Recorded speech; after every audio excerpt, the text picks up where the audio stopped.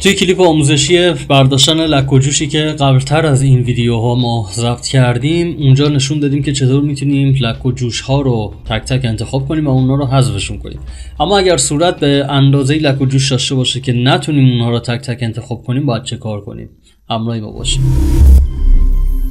سلام، فرشید دیار محمدی هستم و میخوایم در مورد صورتی صحبت کنیم که لک و جوش زیادی داره و اصطلاحاً ککومک هست که لک های رنگی زیادی داره و اون لک ها متراکم هستن، پس نمیشه تک تک انتخابشون کرد. پس باید راهکاری داشته باشیم که بتونیم همه اینها رو به صورت یک جا رنگاشون رو برداریم و بتونیم اصلاحشون کنیم و اصطلاحاً روتوش پوست پرتقالی انجام بدیم.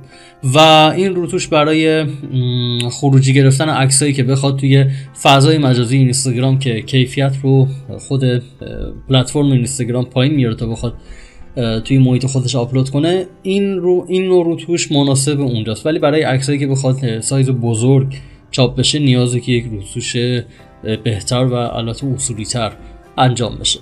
خب اینجا ما یه دونه عکسی داریم که میبینید ککومک صورت هست و نقاط انقدر متراکم و کنار هم هست که نمیشه اونا رو تک تک انتخاب کرد.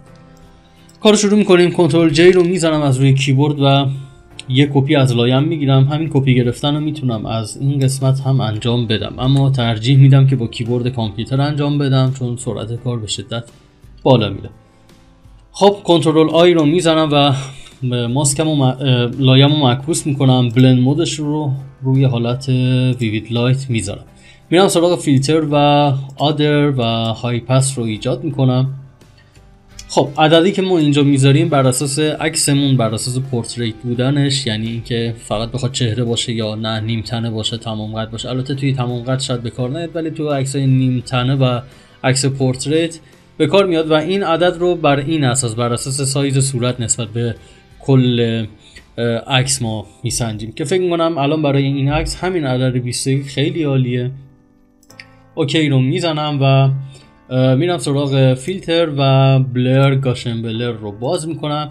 توی بحث های پس ما صورت رو یک دست کردیم، یعنی از لحاظ رنگ و جوش اون لک و جوش ها برداشته شد و توی بحث گاشن بلر یا گازیان بلر میخوایم که یه مقدار از اون یک دست بودن لایه کمتر کنیم و یه حس و حال پوست و اون جزئیاتش رو میخوایم اضافه کنیم.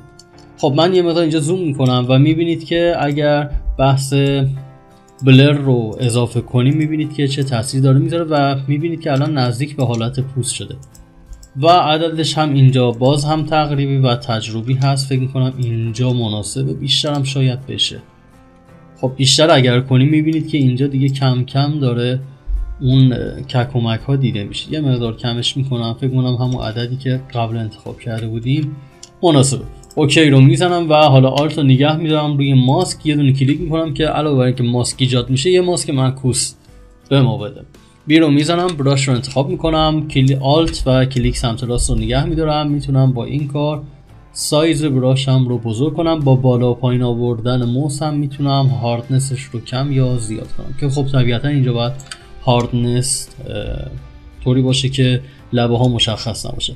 با رنگ سفید روی ماسک سیاه شروع میکنم به ماسک کشیدن و حالا میبینیم که به براش کشیدن و حالا میبینیم که چقدر من نصف صورت رو اینجا انتخاب میکنم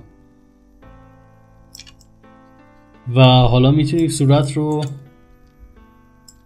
به صورت قبل و بعد ببینیم که چقدر عالی و تا چه حد خیلی زیادی لک و جوش رو برای ما بر میداره. قبل و بعد رو هم تو همون لایه ببینیم و یه تمرین و تکنیک فوق العاده است برای اینکه کارمون رو راه بندازه.